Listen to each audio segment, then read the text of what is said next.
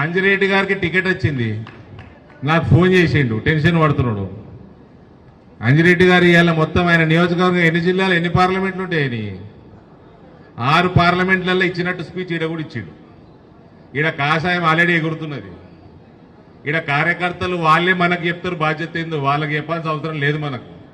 కాబట్టి 50% దాటుతున్నది ఈడ.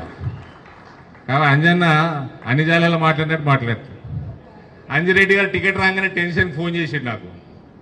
అన్న నువ్వు వేరే అన్ని చూసుకో, నాకు పార్లమెంట్ నడుస్తున్నది, ఢిల్లీ ఎలక్షన్లు నడుస్తున్నాయి, నాకు 2 నియోజకవర్గాలు అక్కడ బాధ్యత ఉన్నది, నువ్వు ఏం ఫికర్ చేయకు, నీకు బ్రహ్మాండమైన మెజారిటీ ఇందూరు పార్లమెంట్కి వెళ్ళి వస్తుంది, నువ్వు వేరే అన్ని చూసుకో అని చెప్పిన.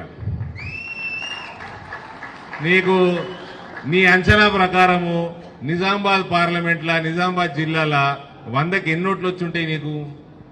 నాకు ఇంచుమించుగా 70 ఓట్లు వచ్చినాయి.